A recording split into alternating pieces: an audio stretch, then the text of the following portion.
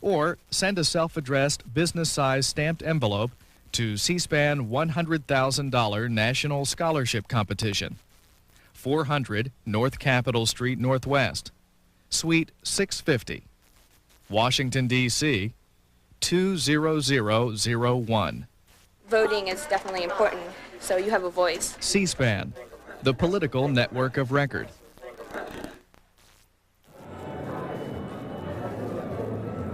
Next, Philip Agee, the 12-year CIA veteran and author, talks about his new book on the CIA. He spoke earlier this week in Fullerton, California.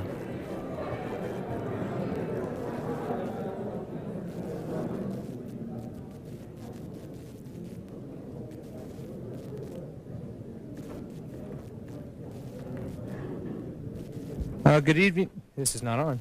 Can anyone hear me? These aren't on. Where's the switch? This one, okay. Can everyone hear me now? Good.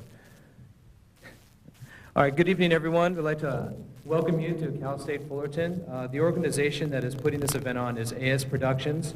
We're responsible for basically all of the entertainment and lecture-type series on the campus, entirely student-run and funded. So we hope you enjoy this. As always, we are in desperate need of volunteers to help us in any minimal way whatsoever. I mean, if it's you know someone in the media that you can contact, if you know organizations in the area or outside the area that are interested in these type of programs, we really would love to meet you. My name is Alex Tijerina. I'm the co-director for the program. In the back there, standing with the camera around his neck, is Randy Thomas. He's also the co-director. I'd like to thank two people in particular, Delia Maldonado and Tracy Thomas, two of our strongest volunteers that we've had all semester. They've helped us very, very much in putting this event on. I also like to thank several organizations. One of them is the Titan Bookstore, which is off here to my left, your right, who have been here since last year, coming to most of our events and providing us with some really good literature. And most of the literature here applies to everything that Philip will be talking about tonight. Also, some organizations are outside here. We have the Sierra Club, who has a very strong showing here tonight. We also have Justice Vision, which has a lot of our events that we've had in the past on videotape for a very economical price if you would like to purchase one of those afterwards. And if I'm forgetting, oh, and PART, People Against Racist Terror, who have plenty of free magazines for you to read. Also, for those of you who don't know, C-SPAN is here tonight. This event will be nationally rebroadcast in the coming weeks, so keep your eyes open for that. We also have a local cable access television station from Long Beach who are here. They will be videotaping it tonight, and of course, Justice Vision is videotaping tonight. And we'd like to thank KPFK Radio for coming down to record this event, so you'll be able to hear that again. Well, I'm getting tired up here. We'll jump right into it. For those of you who don't know Philip Agee, he was the first CIA covert operative who went public and pretty much let the world know what was going on in the CIA. There's good and there's bad sides to basically every coin. Normally we only get to hear the, quote, good sides, but he shed a lot of light on a lot of the, quote, dirty work that was going on within the CIA, if you want to call it that, that's very lightly, with the death squads and all sorts of other atrocities that were happening throughout the Western Hemisphere and throughout the world. He suffered a lot of personal damage for that. He was completely ostracized from 5 countries under the pressure of the United States government. And only last week was he allowed formally back into England, where he was invited by the House of Commons last Thursday, and he gave a speech in honor of his formal re-entry into England. So we'd like to give him a thanks for that. Congratulations.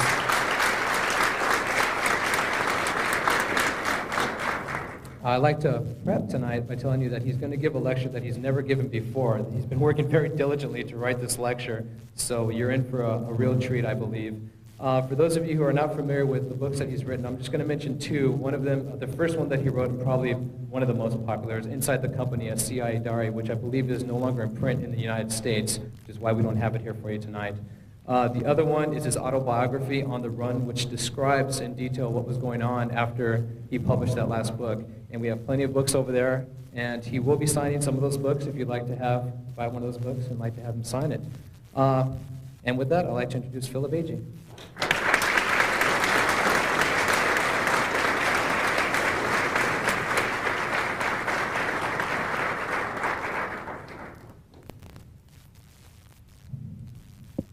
Thank you, Alex, for that introduction, and I would like to add my thanks also to Associated Student Productions for the work in putting on this meeting tonight. I'm going to talk a little about the United States intelligence community today and in the years ahead.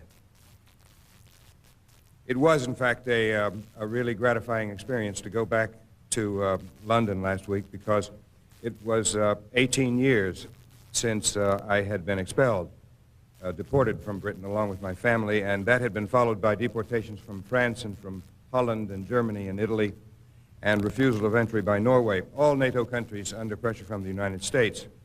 And the last time I had been in the House of Commons in 1977 was to watch from the gallery the debate going on over my deportation. And we knew, of course, the way it was going to come out. And so what good news it was, and how gratifying to be invited back by Labor Party MPs, Labor having been in power when they expelled me. But it wasn't really their fault. It happened that Henry Kissinger, because of a trip I had made to Jamaica, trying to assist the Manley government of the time, a social democratic government, resist the efforts by the CIA to overturn his government, that Kissinger took this step of secretly intervening. I didn't know until years later, when I got the documentation under the FOIA, that Kissinger had made two secret trips over to London in the wake of my trip to Jamaica to take up my case and my trip to Jamaica with the British government. And just a few weeks after that, the police in Cambridge came around to my door at 8 o'clock one morning with a deportation notice. Well, we defended legally and we defended politically. I went all over the UK giving speeches, and there was a tremendous response in my support. But in the end, I had to go. And as I say, it was extremely gratifying to be invited back to the House of Commons for a speech after all these years. The question arises with respect to the current tasks of the United States intelligence community, including the Central Intelligence Agency, or CIA, today and in these years ahead. One hears most often the common wisdom that the CIA and the rest of the intelligence community is going to have to be focused on international terrorism, the international narcotics trade, such dangers as the proliferation of weapons of mass destruction. Those are the chemical, biological, and nuclear weapons. Also on regional and ethnic conflicts around the world, such as we're seeing all the time and have been for several years in the former Yugoslavia. Still other targets which are coming up all the time in terms of the intelligence community are the rogue states, the so-called rogue states, Iraq, Libya, Iran, North Korea, and for some, Syria. And then, as all of you probably know, they're talking a lot about the intelligence community, particularly the CIA, getting into the collection of economic, financial, and commercial type of intelligence. Well, I'm going to come back to these requirements in a moment, but I would like to set the context with a quick sketch of how I see, how I, for one, see the international political scene into which this future and in fact the current intelligence operation has got to fall. And this to me is extremely alarming. I refer to the extraordinary growth of the extreme right, both in Europe and in the United States over the past 10 years or so, or say 10 or 15 years. Right now in Europe you have a scene which is roughly divided between those parties and organizations that engage in electoral politics, and on the other hand, those which reject electoral politics and engage in terrorism and all types of violence. On December 17th, to raise one example, the Austrians will go to the polls again. The traditional coalition between the conservatives and the social democrats in Austria broke down a few weeks ago, and now they have to go back to the polls. The Austria Freedom Party, led by the neo-Nazi yuppie Jörg Haider, gained 23% of the vote in the past elections, which were only last year. The polls show his party now gaining about 25% or even pulling up even with the two traditional parties. And this is, I must say, a very alarming factor. In Italy, the neo-fascists have already come to power last year in the March elections, and that government lasted for 9 months until it fell. It was a coalition of the neo-Nazi, neo-fascist party, the MSI, or Italian Social Movement, which took on a new name, the National Alliance, in January of last year in preparation for the March elections. They were in coalition with the Berlusconi party, Forza Italia, and the racist Northern League, which is a regional party. But they did win the elections with something like 43% of the vote, and later on in the European parliamentary elections of last year, in June, they gathered 49% of the vote, this coalition.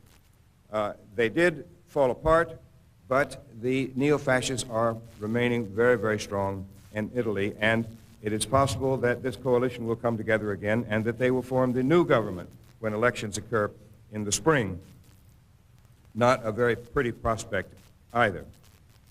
In France, recent municipal elections showed the two neo-Nazi parties there, the National Front winning, the National Front itself winning 15% of the vote, and the other far-right party, led by a man whose name is De Villiers, gaining 5%. So the extreme right in France is gaining at the polls something like 20% now. In Norway, the New Right Party is now the third most voted party. So you see a very dangerous surge of these extreme right, new right, so-called new right parties, which reject completely the teaching of the Enlightenment, of the French Revolution, and such concepts as liberty, equality, fraternity, the Declaration of the Rights of Man and the Citizen. All of this tradition which has led to the liberal democracy, with all its faults, that we have today. And their agenda is something quite different. They reject universal human and civil rights, and they seek to impose very strong, arbitrary, totalitarian government of a neo-fascist stripe. They have simply, these new rightists, starting in the early 1970s, writers in France and Germany, repackaging the fascism of the past to make it more acceptable today. Then, with respect to the violent groups, they are active everywhere. In Britain alone, they had last year about 8,000 incidents based on racism and hate. You've read, no doubt, about the fire bombings of the Turkish homes and cultural clubs in Germany by skinheads allied to these neo-Nazi organizations. They calculate there are something like, in Germany alone, 82 different neo-Nazi organizations. And they are being banned from time to time, and then the same groups pop up again with a different name. They are working in harmony with something like 5,000 skinheads in Germany, and they are standing behind and carrying out the dirty work for, for the two neo-Nazi electoral parties, one called the Republikaner and the other called the German People's Union, both of which parties are believed to have about 25,000 members. The violent scene is thought to include about 43,000 to 45,000 members, and so you're getting up to very close to 100,000 full-time activists in the neo-Nazi scene in Germany. And they are getting away, literally, with murder. The scene is also very interesting in Belgium, where the Flems Bloc is now in control of the Antwerp government. In Britain, it is not a question of electoral politics. They have no strength at all.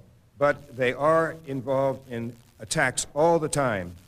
I just mentioned something like 8,000 attacks against, and the targets, you know, are the normal targets. They are the people of color, they are immigrants, they are the disabled, and so forth. We know who those targets are in the United States. They're the same in Europe. and, of course, Jews and Jewish monuments. Just last year, the Lübeck synagogue, Lübeck being a city north of Hamburg where I live, was firebombed, the first firebombing of a Jewish synagogue since the Hitler period in Germany. Well, this scene over there in Europe is really very disturbing. No less disturbing is the scene in the United States, where the extreme right has grown so fast. But in the United States, as opposed to in Europe, as you all know, we have this religious content to a very large sector, the so-called religious right. And in the forefront of the religious right, we have the Christian Coalition, which numbers practically 2 million people right now. And they are able to draw new members constantly from the 34 million or so Americans who consider themselves to be born-again evangelists.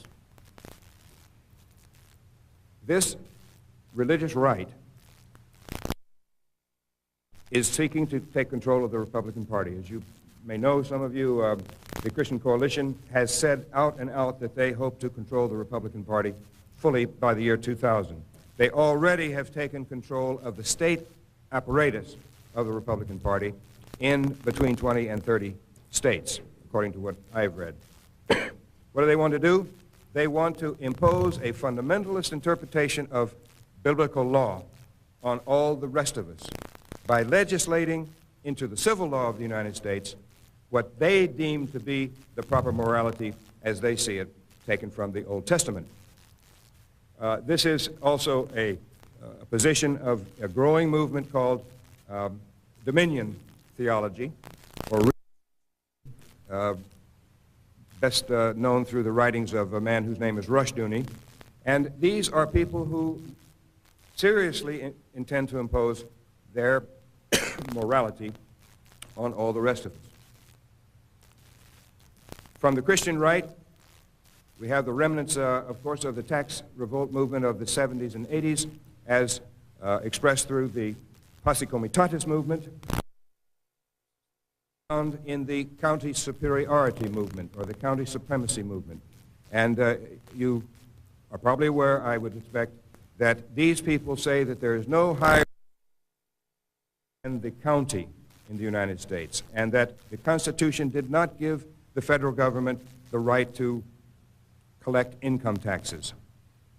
These people were violent in the 1980s, and they continue to exist today. And there are all these other groups on the extreme right in the United States.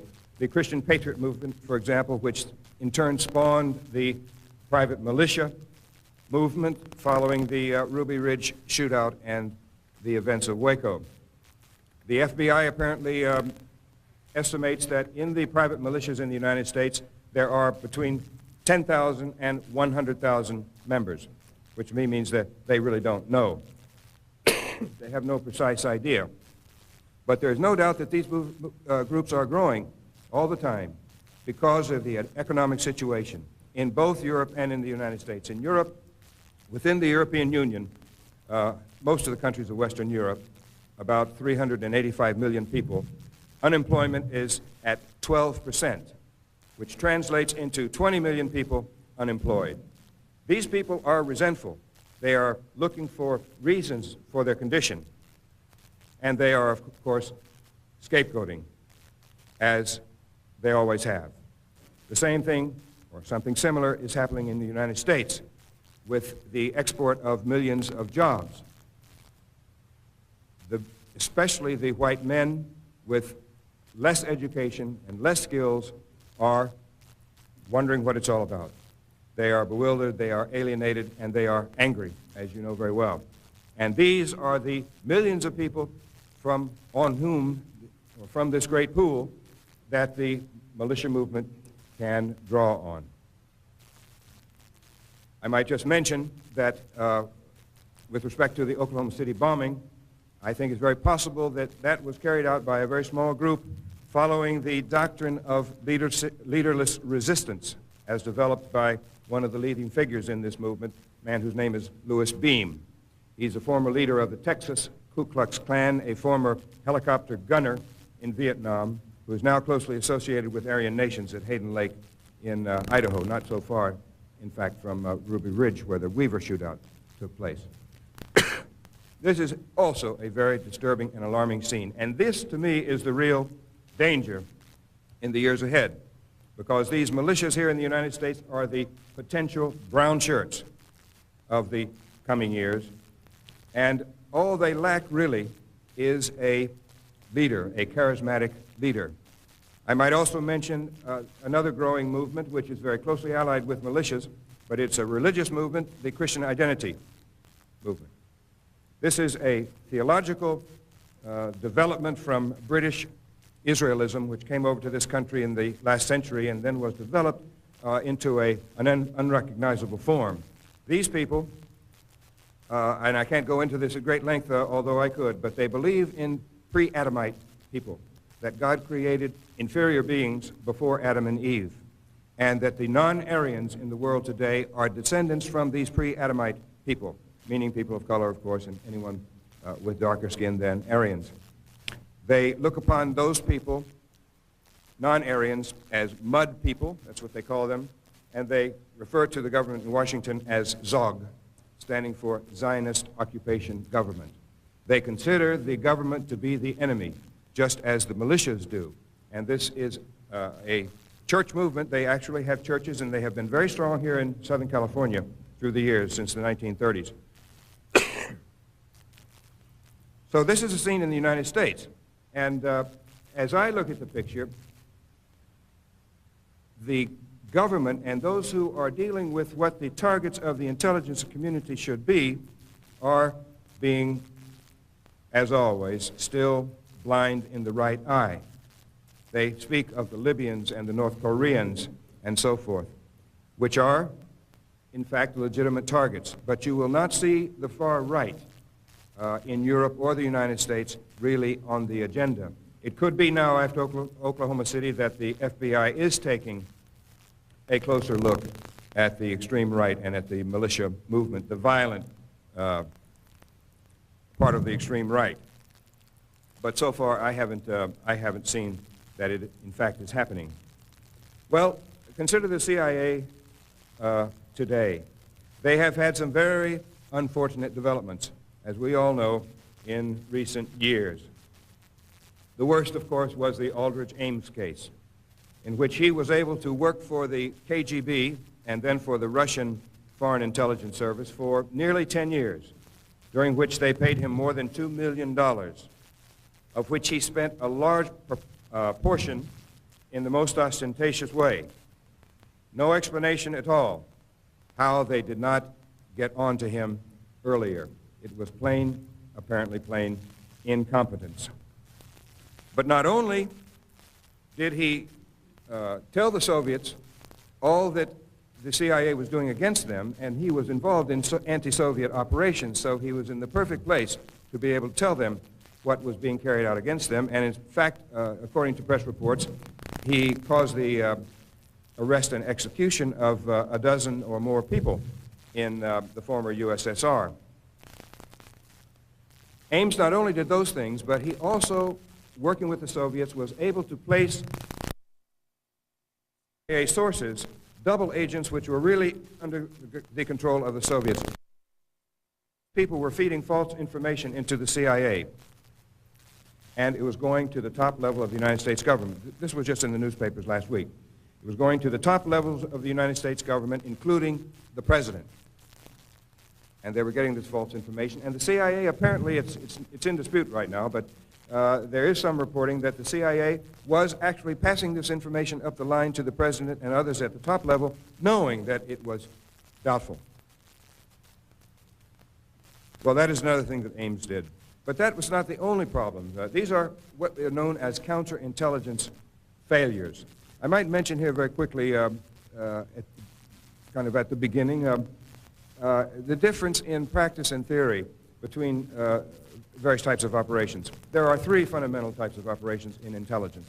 One is known in the CIA as foreign intelligence, or FI for short. That is the collection of information from around the world, from open and secret sources, and then the analysis of the information and the reporting of that information to the consumer, that is, to the people who have to have this intelligence to use it. That is the intelligence cycle or the collection process known as foreign intelligence, or FI.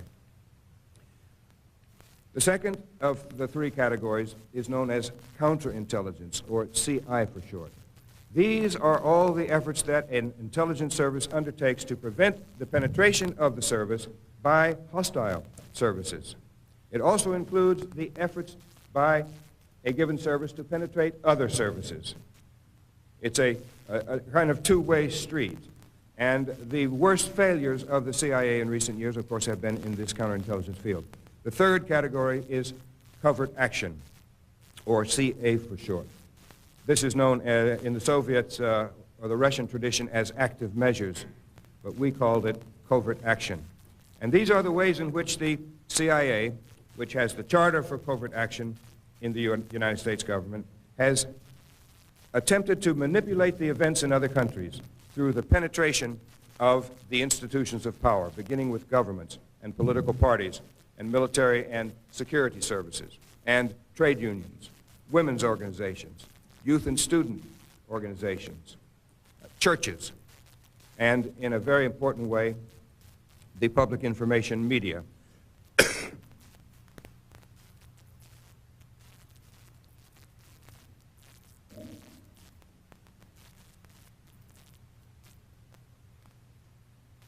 These are standard categories, and as I say, these worst failures for the CIA in recent years have been in the counterintelligence field. Iran, for example, since 1988, is reported to have rolled up at least 30 different CIA operations.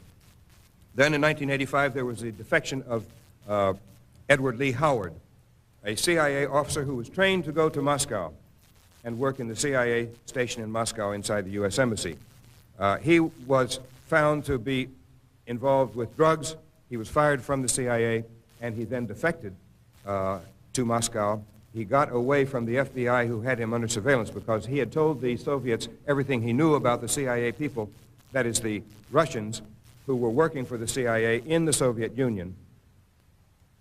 And these operations began to go bad for the CIA, and so they realized that Howard may have told the Soviets, and so they told the FBI. The FBI put surveillance on him, and one day his wife drove the car out of the garage. It was in Arizona, I think, and she had a mannequin or dummy sitting in the front seat to represent her husband. And the FBI followed the car, and he went in another direction, got away, went to Moscow. He's there now.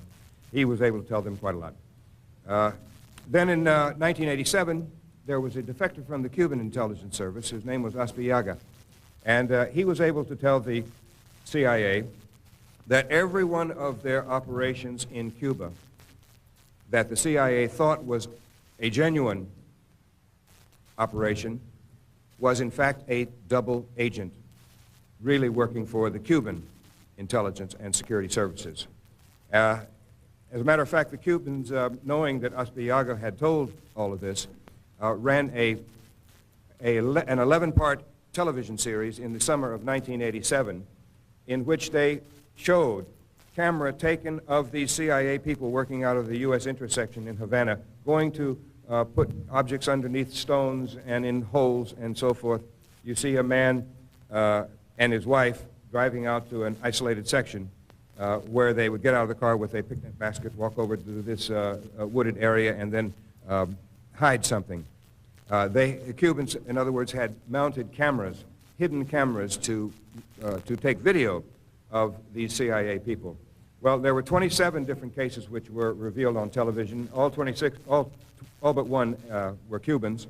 Some of them had worked for as long as 20 years for the CIA, and the CIA never caught on. All of them had passed numerous polygraphs or lie detectors, and I think the average period in which they had worked for the CIA was something like 15 years.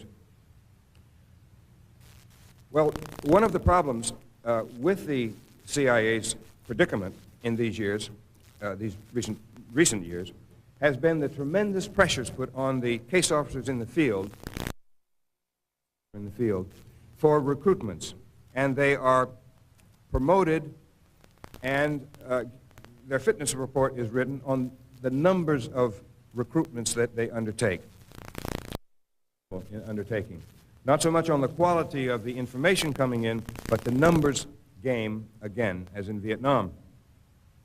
That means that it has gotten so bad that there have been paper recruitments by CIA officers and false reports or fabricated reports coming in from non-existent agents, according to inside sources. It means also that the quality of the personnel has diminished. It has declined to the point where an Aldrich Ames, for example, by all accounts a totally mediocre person, unable to recruit even his next-door neighbor, was able to be in a very sensitive position so that when he recruited himself for the KGB, very, very sensitive information which cost a lot of lives. It also means that the morale has gone down drastically within the CIA, and some reports say that they are actually self-destructing within the Directorate of Operations. Well, I happen to be one of those people who believes that there is a need for an intelligence service because there are dangers and there are legitimate targets.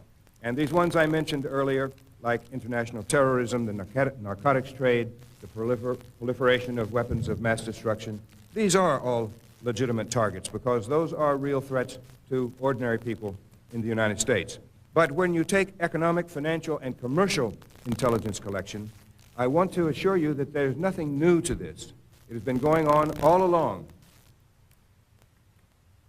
It is only spoken of today, I think, as something perhaps new because they are looking for ways to justify the dollar budget that they have in the United States intelligence community. That is more than 10% of the overall defense budget. Of that $28 billion, the CIA receives something like $3 billion. All the rest go to the other agencies because you know we have about a dozen or so. And the bulk of this money goes to the satellite programs and to the National Security Agency, which is monitoring communications and electronic transmissions all over the world. Just this year, there have been two major scandals in Western Europe where the CIA was spying on allies. And this commercial and financial and economic intelligence collection does mean that the CIA and other intelligence agencies will have to be collecting from and penetrating allies in order to get the information. I'm talking about NATO countries and Japan. The first case that occurred this year was in France in February when the French government requested the departure from France of 5 CIA people. 4 of them, led by the chief of station, were working under diplomatic cover in the embassy, and a woman, was working under non-official cover outside the embassy. They tried to recruit a French government official to give them information on the French positions with respect to negotiations going on within the World Trade Organization, or GATT, known as GATT before. The second case was just last month when it was revealed that in auto negotiations between the United States and Japan last summer, the CIA was spying on the Japanese negotiators and tapping their telephones to hear the conversations between the negotiators and the government officials with whom they were working, and also with the auto companies. Cases, excuse me, both of these cases damaged severely the relations between the United States and the other countries. In the case of France, according to press reports, the CIA was forced to close down its entire operation in France and bring all the people out. Well, I say this is nothing new, and I have with me tonight a document which was sent to me. This is as published in a book that I edited with Louis Wolff in 1978 called The CIA in Western Europe. In 1976, I received anonymously through the mail a State Department document which was classified, and it was the economic, financial, and commercial intelligence requirements as laid out by the CIA. And this airgram, which was signed by Kissinger, then Secretary of State, was sent to all United States diplomatic posts around the world. It was what the State Department was supposed to do to fulfill these requirements. The CIA naturally was fulfilling the same requirements by trying to get this type of information through spies and other secret methods. Two of the KIQs asked specifically, by the way, there were 69 KIQs, or Key Intelligence Questions, for 1975. That was the document I received for 1975. This document, in fact, included not all 69, but numbers 56 through 63. That is 8 topics for collection in this area, because the vast majority, something like half of all of these key intelligence questions, were requirements on the Soviet Union. But these that I received were simply the commercial, economic, and financial requirements, and they were, of course, mostly directed toward the Western world, and Western Europe particularly, and Japan, the most advanced industrial countries. 2 of them asked specifically for information on the economic performance of the major non-communist industrial nations, naming the United Kingdom and others by name, and on the positions these countries were likely to take in coming international trade and financial negotiations. Concerning financial negotiations with the International Monetary Fund, the KIQs, which were in that document, asked for information on the objectives of priority countries, that is, West Germany, Japan, France, and the United Kingdom, and timely reporting on, this is a quote, prepared negotiation strategies including initial proposals and fallback positions. Information on foreign competition for American companies' exports is, as would be expected, of special interest. 2 other KIQs request information on the foreign assets like bank accounts and investment accounts of the major oil exporting companies, particularly the Arabs, on the vulnerabilities of these countries to competitive energy resources, and on the prospects for converting their oil exports into imports of United States military equipment. Anyone who's interested in seeing this, I'm happy to show it to you after our meeting. That document, by the way, the authenticity of the document back in 1976 was confirmed by the United States Embassy in London. Well, not to be forgotten is Cuba. The intelligence community, particularly the CIA, is, without a single doubt, ordered constantly to collect information that will help to enforce the 35-year-old blockade against Cuba. Roberto Robaina said, he is the foreign minister of Cuba, said in a meeting where I was present, that of every 10 possible commercial deals or deals for investment in Cuba by foreign companies, the United States is able to kill 9. And they do this through the collection of intelligence and bringing pressure on governments and companies and individuals to desist from dealing with Cuba. And as a result of this activity, in Cuba and many others are suffering badly. Well, the future of United States intelligence, and particularly of the CIA, has to be seen, I think, within the context of the overall United States international security policies. 2 years ago, no, it's 3 years now, some documents leaked to the New York Times projected United States defense needs over the next 10 years. And they're extremely interesting to read because the overall defense budget was going to be calculated and then justified according to the analyses that these documents contained. And they were not just Pentagon documents, but they were the product of analysis and study and conversations between the Pentagon, the CIA, the National Security Council, and President Bush at that time. And they were used to justify this 5-year projected defense budget of $1.5 trillion.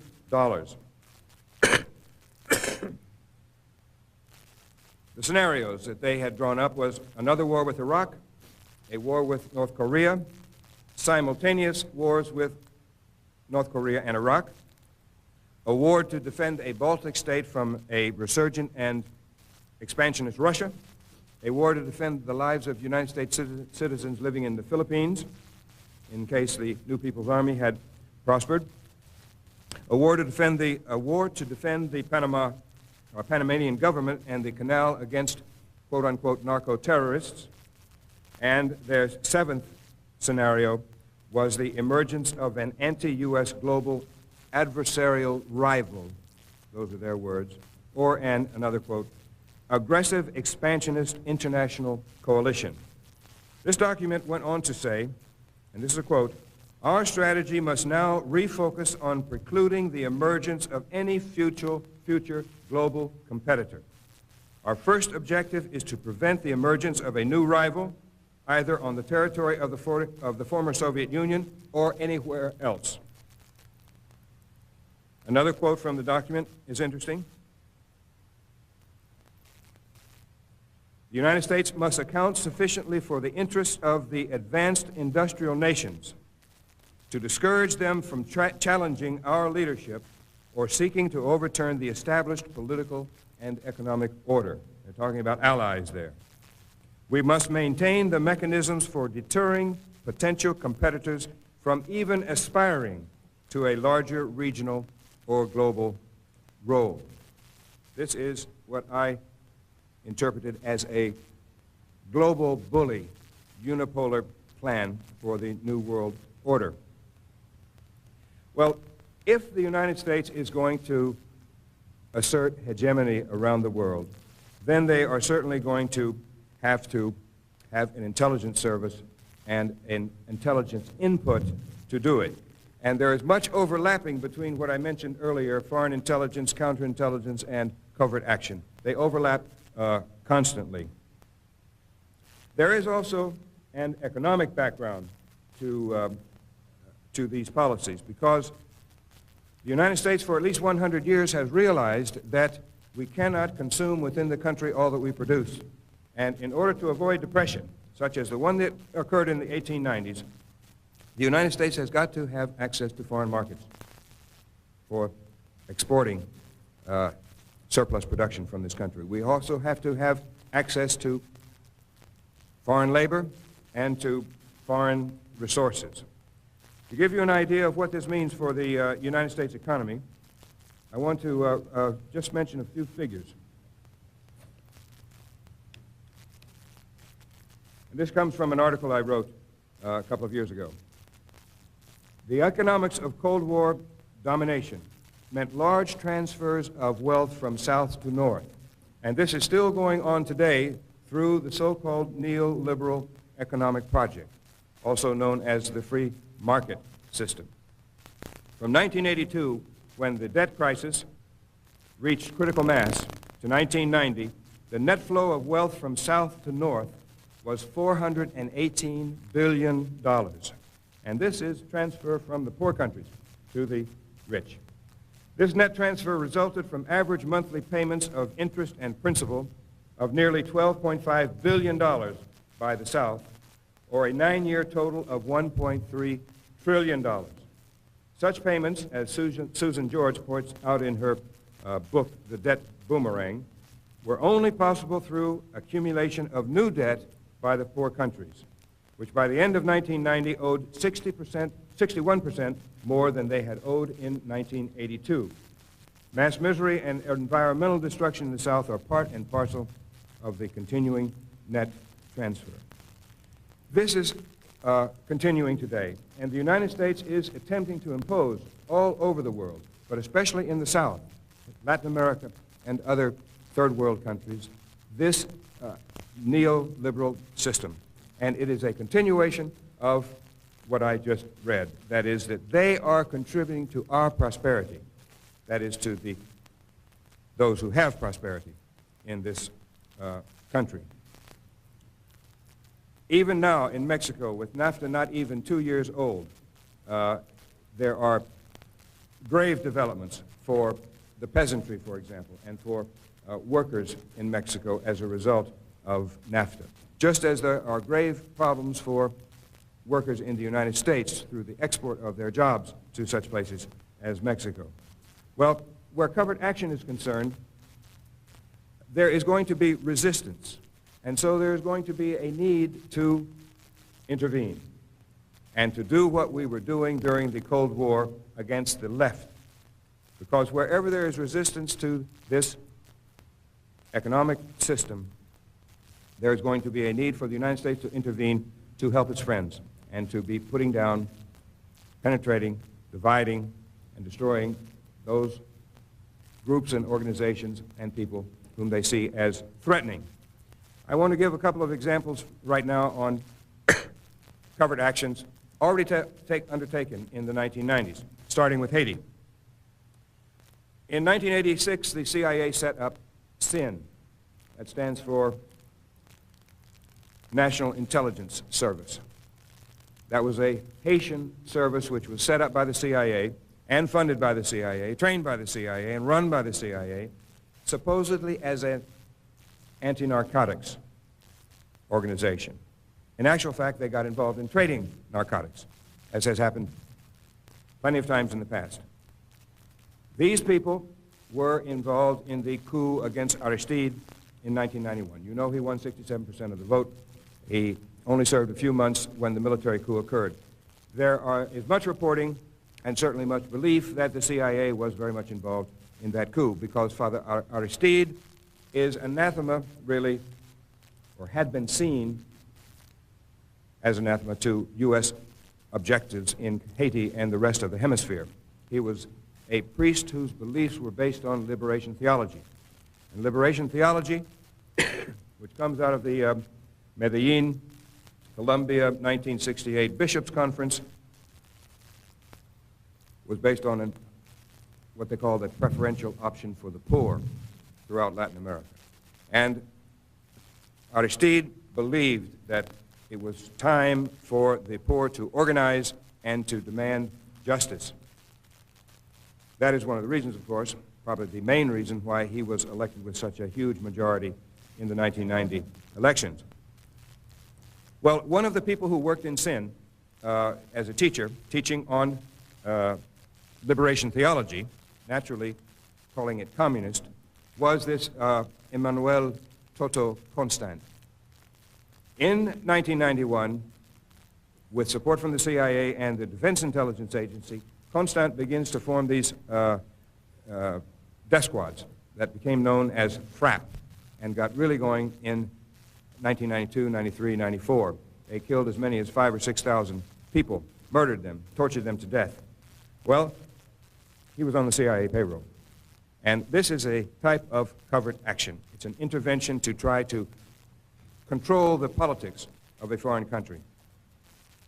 In addition, according to all reports, and I don't doubt them in the least, having the experience that I have, the CIA was paying salaries to the leaders of that military dictatorship in Haiti.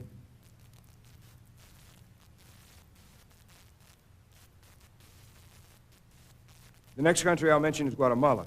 They have been very much in the news lately also in terms of scandals relating to the CIA. It has come out of the Congress.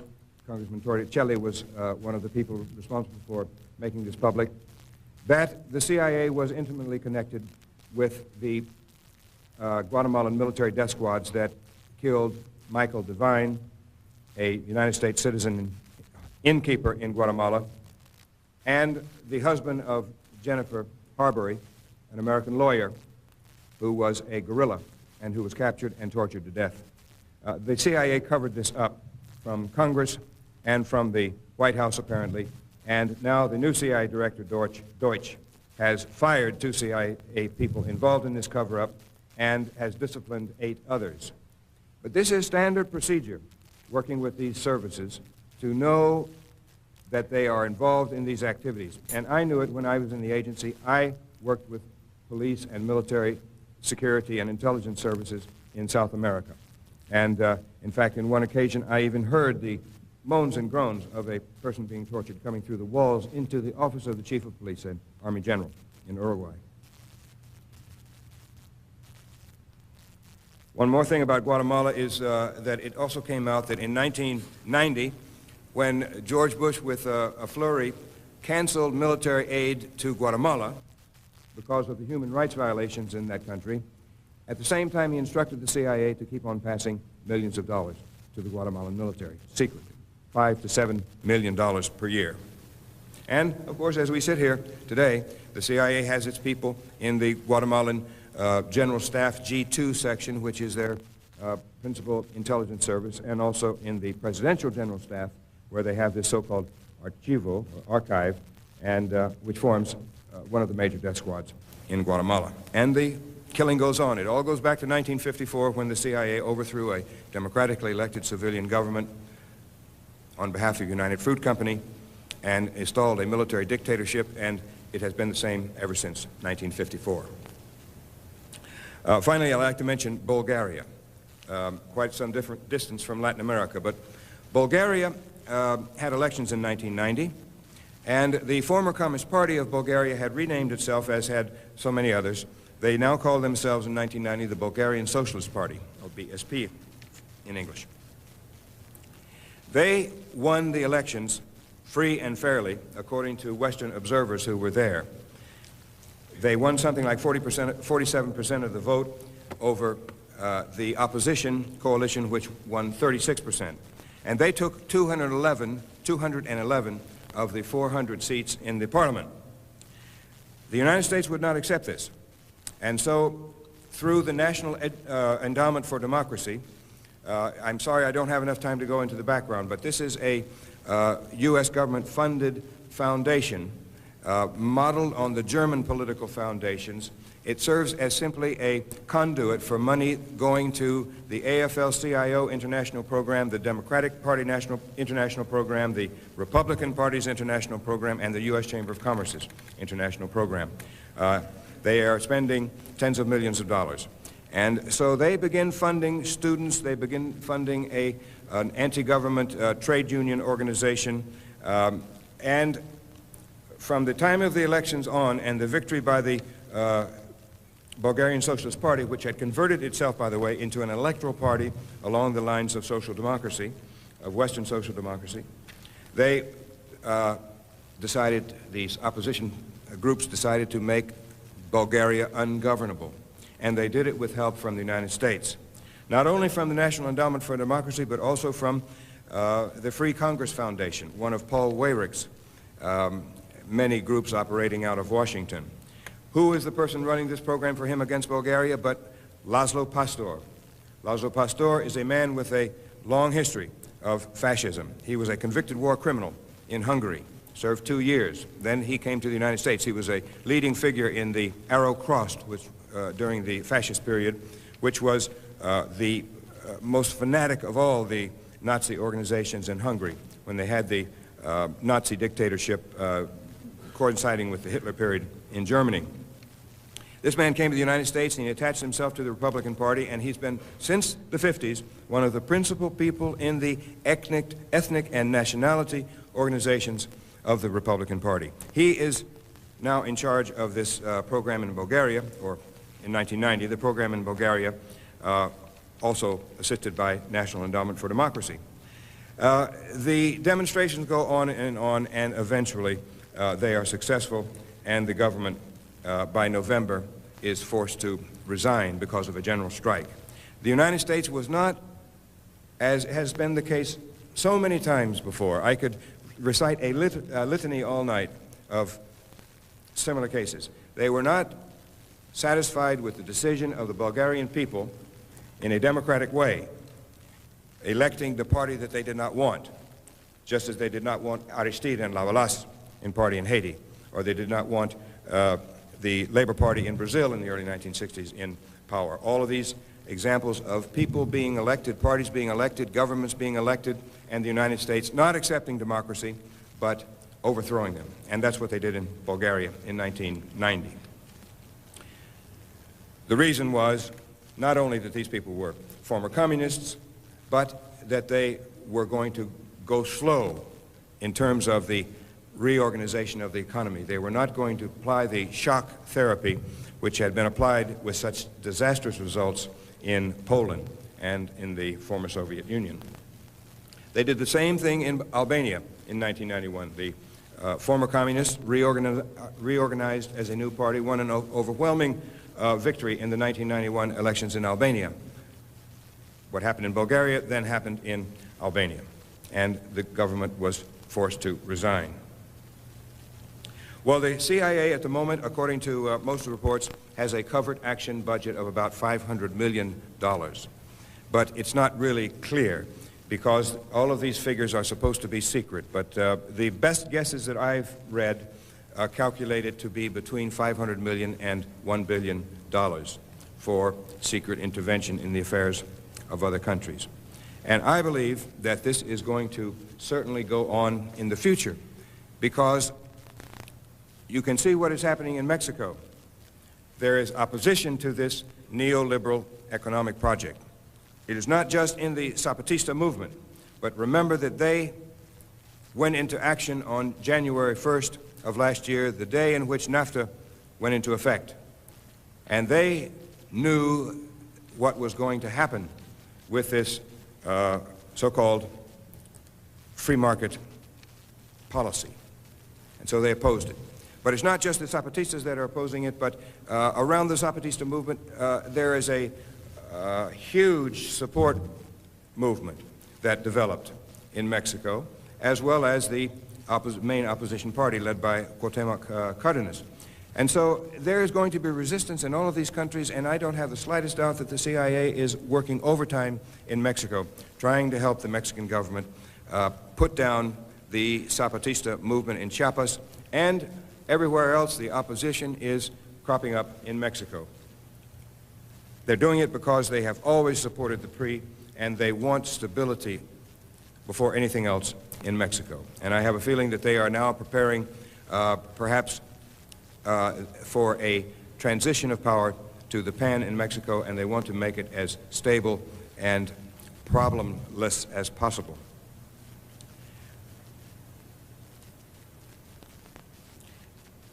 Finally, the question arises, we know what the solutions of the right, of the extreme right, are to the problems that we face today, this structural unemployment. We know what the Gingrich Plan is, the contract with America to try to reduce the social safety net to the bare minimum, to, well, you know all the plans that he's putting forward. I don't have to even mention them, but even to the right of Gingrich, there are many others who have even more extreme solutions to the problems. And I mentioned some of these groups already. The question is, what is the left doing? Is the left leaving the scene for dominance by the right and the extreme right in the United States? Is the left slumbering through this out of shock from, for example, the elections of last November? I think not. The very fact that all of you are here tonight shows that there is certainly interest in a more humane, I think, solution to all these problems. And the fact that Fidel Castro was given such a marvelous welcome in New York City.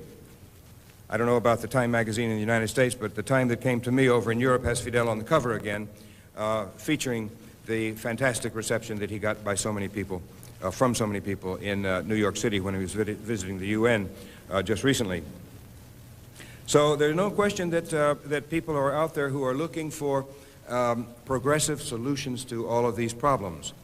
It is true, I think, that the CIA and none of these committees that are right now examining the role, the future role of the intelligence community, and here I've forgotten if I mentioned, but there is a joint White House-Senate committee looking into the future role. That was led by Les Aspin until he died. There is one in the House of Representatives, and on the outside of the government, there are such groups as the 20th Century Fund, who are also looking into these questions of the future of the United States intelligence community. Not once have I seen so far that they are interested very much in the extreme right that has grown so dramatically in recent years and has such extreme solutions of their own to the problems.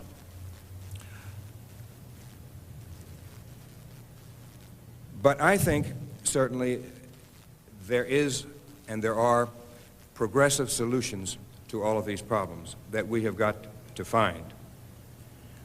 But one thing is certainly clear. We cannot do it on our own as individuals. There is no strength in an individual in these situations.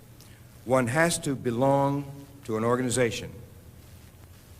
And this is just as true in political organizing and political pressuring and lobbying as it is in a trade union movement. An individual worker has no power at all before the management.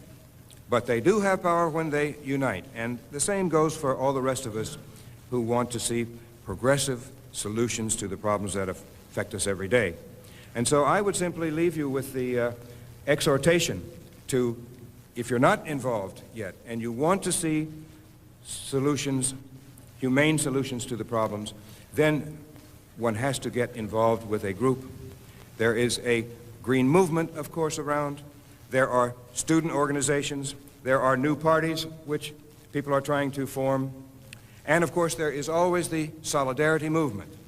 And if I were back in the States, I think my first choice would be to work in solidarity with Cuba. In fact, I'm doing it all the time over in Europe. The importance of the Cuban Revolution's survival cannot be overemphasized because they have shown that they can take care of their whole population in terms of health care, education, and even make significant strides toward decent housing for everyone, even though they are essentially an underdeveloped country, or a developing country, however you look at it. But they have an average income of something like, per capita income of something like $2,500 a year. It's probably even less now. That figures from the CIA's yearbook of 1993-94. And happily, they have turned the corner in Cuba. I was there in June, and I just spoke with someone else today who had been there later than I had. And we were both in agreement that things are looking a lot better than they did just last year. But it's very important for all of us because they have shown that with an inclusionist system, which does not marginalize huge proportions of the population, they can provide for everyone. And if they can do it, certainly we can do that in this country. The problem, of course, is that we have an exclusionist system, and it is a system which is marginalizing larger proportions of the population all the time. Millions and millions of people who are becoming redundant. They're not needed anymore. They are simply surplus. So I would simply leave you with that as an idea that I don't know what you have in terms of solidarity with Cuba here, but remember that there is a national organization called Pastors for Peace. And this is a church-based organization based in Minneapolis. And they organize caravans, peace caravans for Cuba. And they've done some for Mexico also. They used to start in Canada and come down from all different areas. They could have maybe 10 or 15 or even more different caravans of trucks which go and they stay in churches and they collect all sorts of things for Cuba. School supplies, medicines, and so forth, food. And then they would cross the border in Texas, and the stuff would be shipped from Tampico. But now it's different. They are starting in the south of the United States, and they are moving toward Canada, where the stuff is shipped from I believe, from Montreal. Here in Orange County, you can have a relationship with Pastors for Peace, and you can be sure that in a future caravan, that caravan can come through this county and receive the support of people like you in terms of getting food and medicine and school supplies and so forth. That's one suggestion that I might make. Well, I've gone way over my time, I see here. I simply would thank you all very much for coming again and for your attention. And why don't we raise it to questions and some kind of discussion now?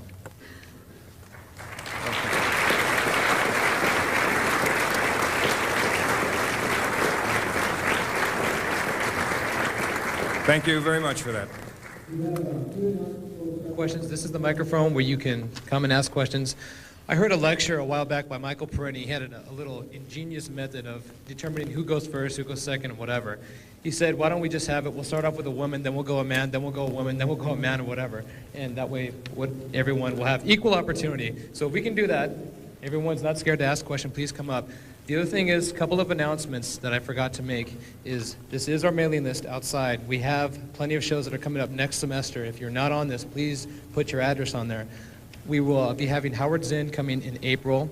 It will be his only Southern California appearance in 1996. Don't miss him. He's terrific. He's excellent. He's the author of People's History of the United States, and there are other people to come. And with that, go ahead and ask your questions. By the way, I tried to keep away from personal matters tonight, but if anybody wants to know about my $4 million lawsuit against Barbara Bush, just ask me, or my $6 million lawsuit against the government for a murder plot in the early 1970s, I'll be glad to tell you all about them. Hi, I'm from the Sierra Club in Orange County. I'm the Orange County Political Events and Cultural Events representative.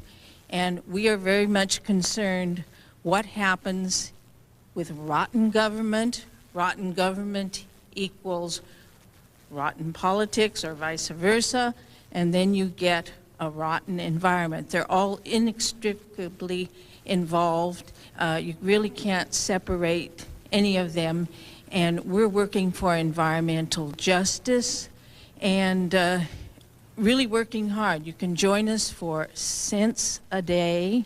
We have student rates. This is not a commercial, but we really want people to get active in Orange County, and this is just one of the avenues that is offered to you. Now to a question.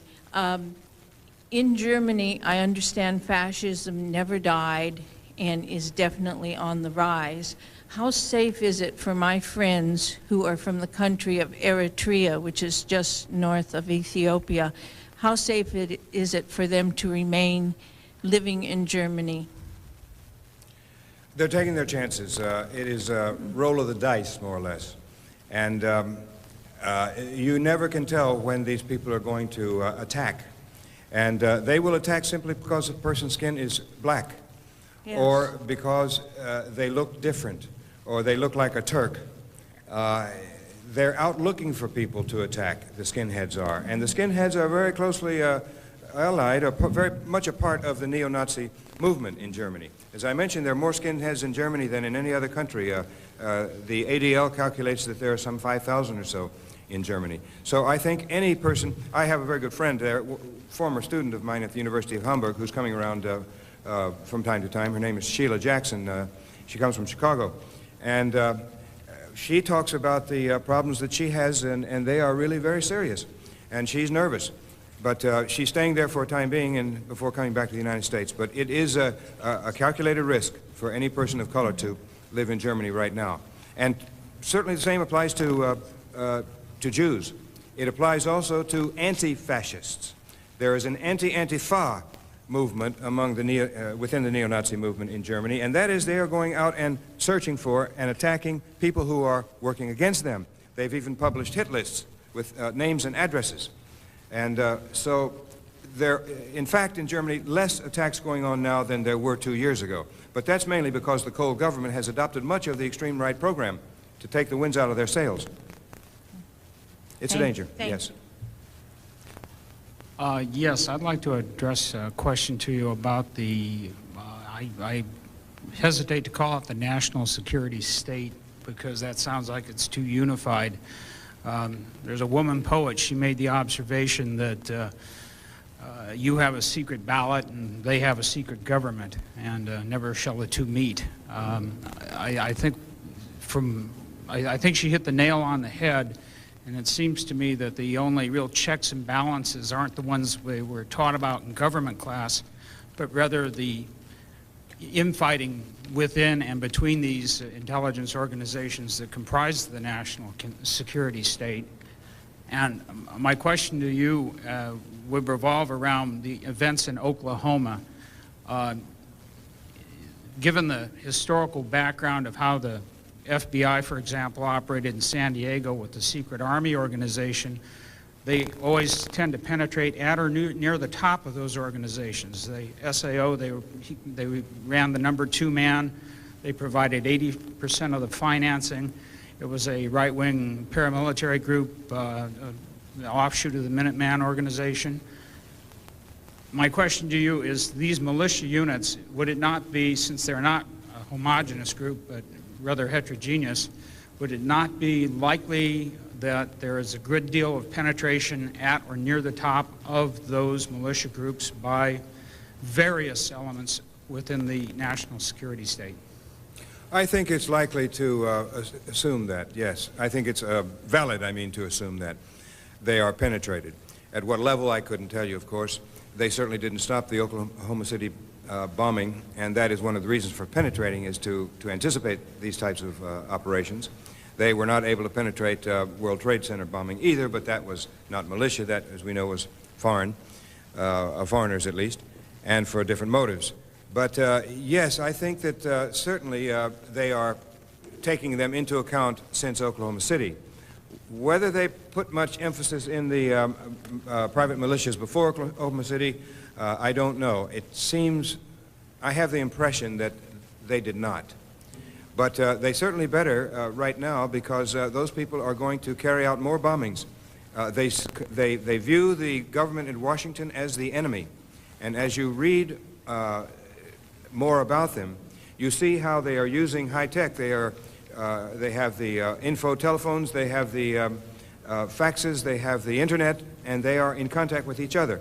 Even though with this doctrine of leaderless resistance, wherein very small cells will be formed within a larger group, and no one else is to know about this very small cell. And among the cells from the different groups, they will not know each other. That is a, I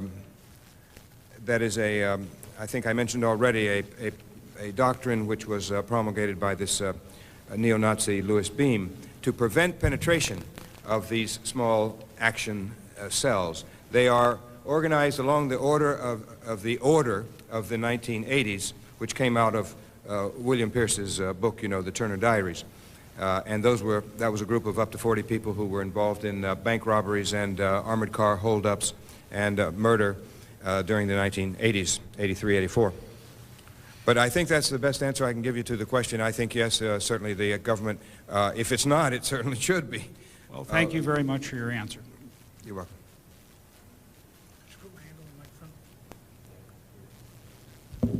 Thank you. My name is Richard Rose, and I'm a declared candidate for Congress against Bob Dornan in the 46th Congressional District. And I'm representing the Peace and Freedom Party of California, the only socialist party in the state. I have two questions. One, why is it that it seems that the only responses to the rise in fascism in this country is by the quiet twin brother of the Republican Party to give us more laws that seem to erode our constitutional rights as American citizens? I refer to the new plan by the FBI to tap more telephone lines and to place more surveillance on individuals. I know I read that plan about the FBI the day I was leaving Hamburg. I could not believe it. They want to be able to tap, what is it? 1%. 1% of all the telephone calls in the major metropolitan areas. And that turns into the tens of thousands of calls. I can understand why they want that type of information, because, or that type of permission, because they can get a lot of information that way. But the trouble is the targeting. Who is going to be targeted? They talk about narcotics, for example, as justifying these telephone taps. But it really is a frightening thing when you stop to think about it, that privacy will be so infringed. I got used to it a long time ago. I used to do things on my telephone, and I could predict what was going to happen next, and it usually happened, because I knew what they were doing. But I don't really get your question, I don't think. Why is it that the Democratic Party and the people therein and members thereof have not raised their voices against the laws and the new rules that are being passed that will simply assist the rise in fascism in this country? And they're doing it in the name of going after these militias, and at the same time they're going to be eroding our civil rights. Well, I think the answer to the question is why doesn't the that Democratic Party you would speak agree up? that the Democrats are not going to oppose these measures. The main reason being that there is so little difference between the Democrats and the Republicans. I mean, I've always thought for many years that we really had a one-party system in this country with two wings of the same parties giving themselves different names. And I think it's it's the same situation today. What we need really is the resurgence of additional parties. We need perhaps proportional sort in the United States. Yay. There are all sorts of solutions to these problems. But what we have to do is recognize the threat from the extreme right in this country and elsewhere, and understand that this is a very flawed system we live under, but it is not the worst one under which we could live. There are much worse ones out there, and so it's important to keep in mind that we want to preserve this liberal tradition from the Enlightenment and the French Revolution, which has brought us some good things and some bad things, but socialism comes from the very same tradition, and so does humanism. And these concepts are rejected by and they're held in contempt by the extreme right, no matter where you find these people.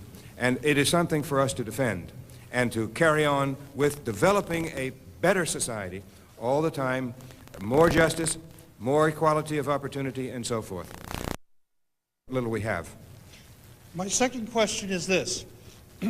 We've recently heard that there was a microvirus created by the United States government and sold to Iraq, and that this microvirus may have been used by Iraq in the war of the Gulf War. When a person we have been told that when a person called Bob Dornan's office to inquire about this information of what's now being known as Gulf War syndrome, or by the VA as gold bricking, the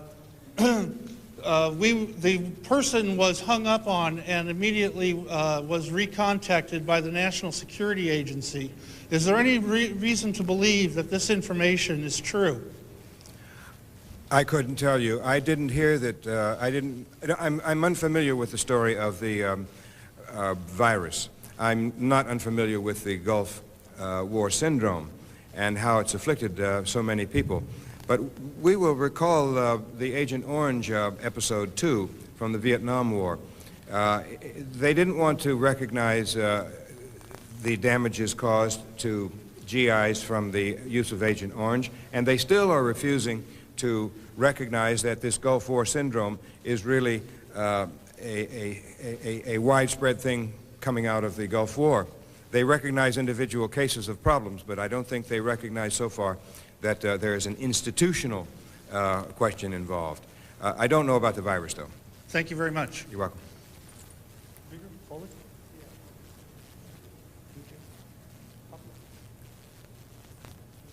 I wanted to ask a little further about this question of the relationship between the security and intelligence community and the racist and right-wing forces.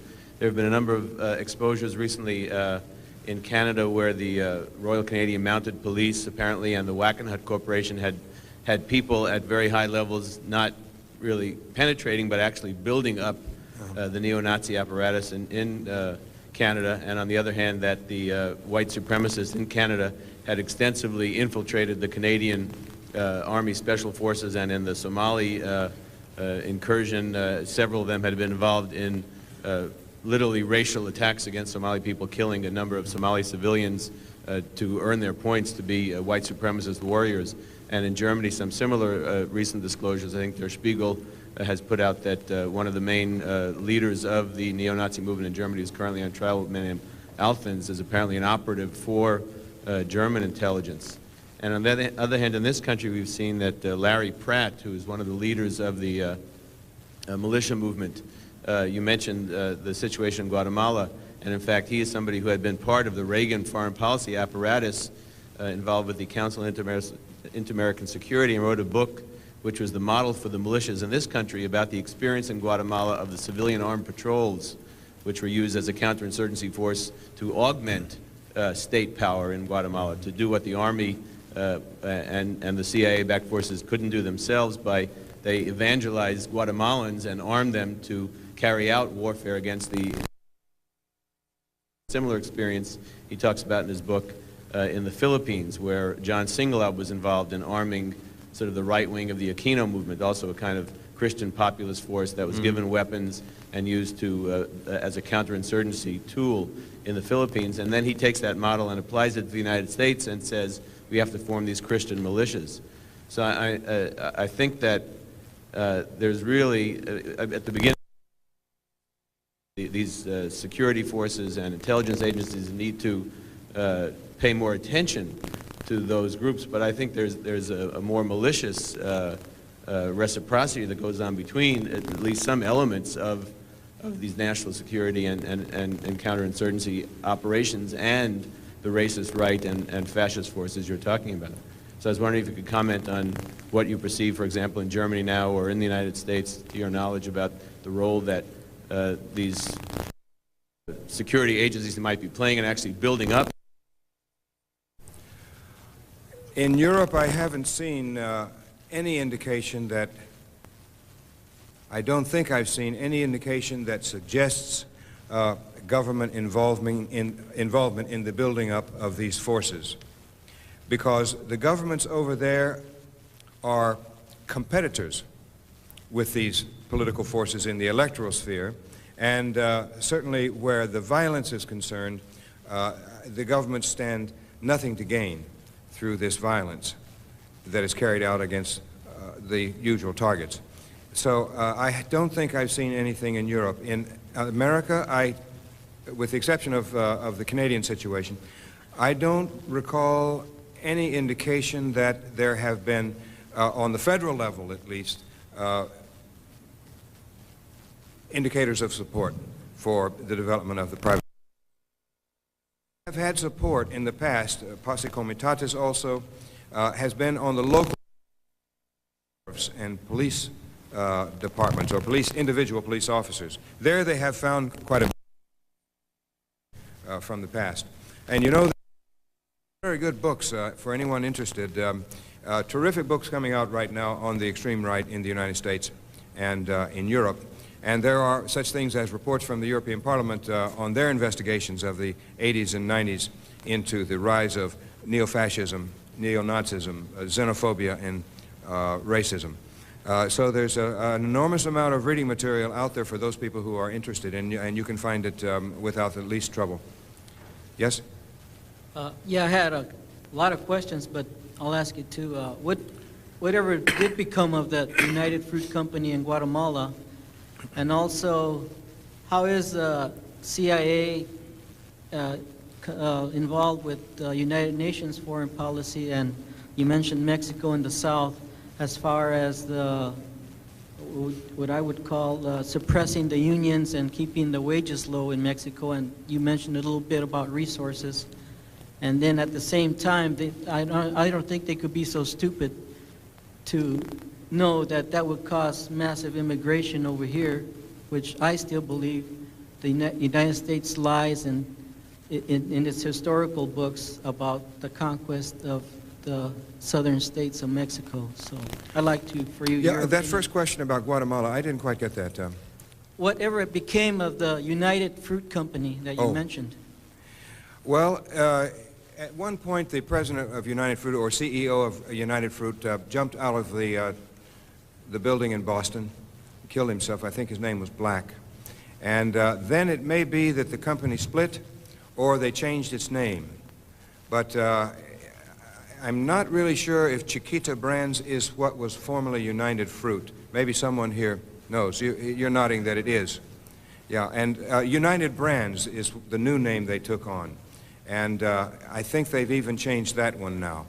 But United Fruit or United Brands, those banana companies, they jump around from country to country because the soil is only good for about 20 years for growing bananas. And in Guatemala, it was a real scandal the way the CIA intervened, because the Guatemalan 10-year revolution of October was the best thing that had ever happened in Latin America since the conquest.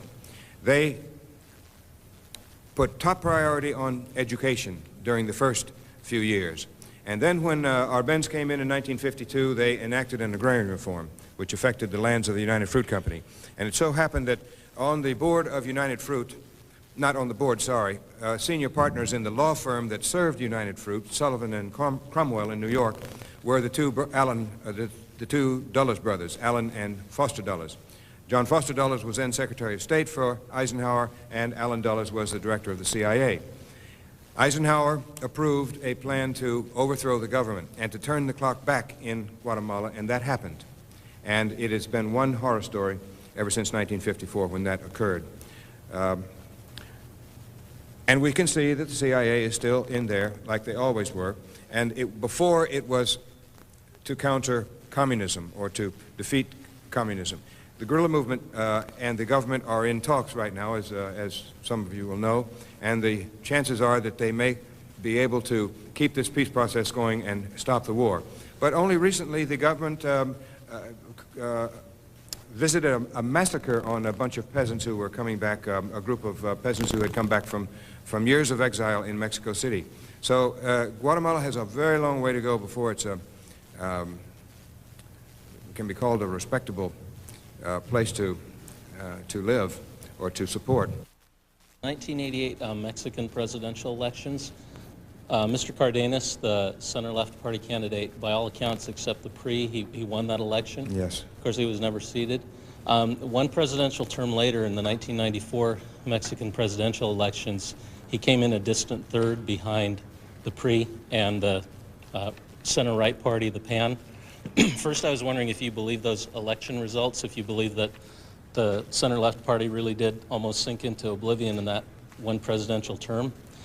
Secondly, I was wondering if you could tell us the processes that the CIA uses to manufacture election results, and if when you were in the CIA, did you ever fabricate an election or participate in displacing a legitimate government with an illegitimate government?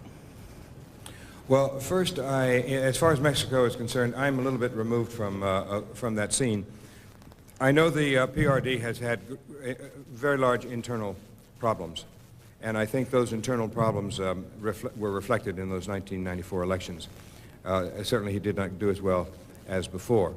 What the CIA might have been doing in there to foment discord within the PRD or to make certain that he did not win the elections in 1994 is anybody's guess. I am not close enough to the scene to come up with speculations on what exactly they might have been doing.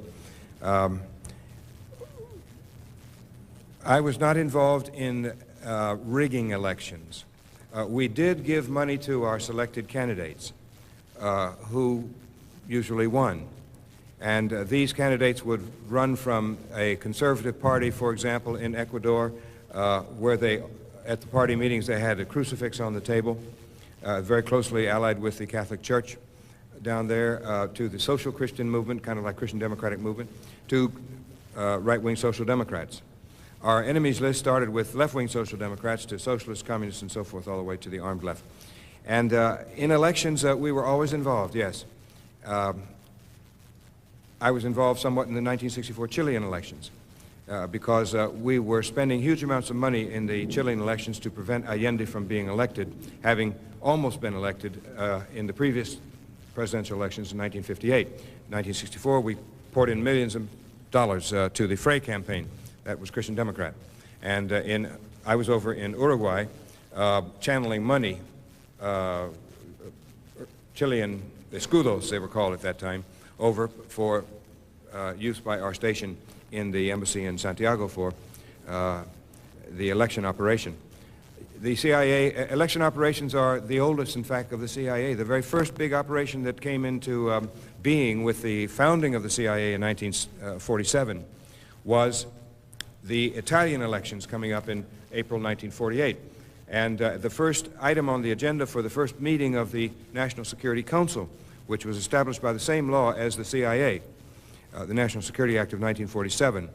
At the very first meeting of the National Security Council under Truman, they took up the question of the Italian elections, and Truman set aside $10 million, a lot of money at that time, for the CIA to intervene secretly and try to buy those elections for the Christian Democrats. And it was successful. They were afraid that the coalition of socialists and communists, who had been the backbone of the resistance to fascism toward the end of the war, and came out with lots of prestige, might win those elections. And so they continued over the years, for the next 20 or 25 years, they continued to give millions and millions of dollars, perhaps as much as $100 million to the Christian Democrats. That whole system came tumbling down beginning 2 years ago, or 3 years ago now, I guess, with this Tangentopoli scandal, the kickback scandal. And not Aldo Moro, but yes, Giulio Andreotti is now on trial for having been the mafia's chief protector, and he was the CIA contact man all through the years. No end to this kind of scandal. I could go on all night. But I think we have to get out of here. I'm going to be back there, I think, right, Alex? Oh, I see. It's over there. All right, I'll be over here signing books, and if you, those other two who are in line, just come over here and I'll speak to you by the book table.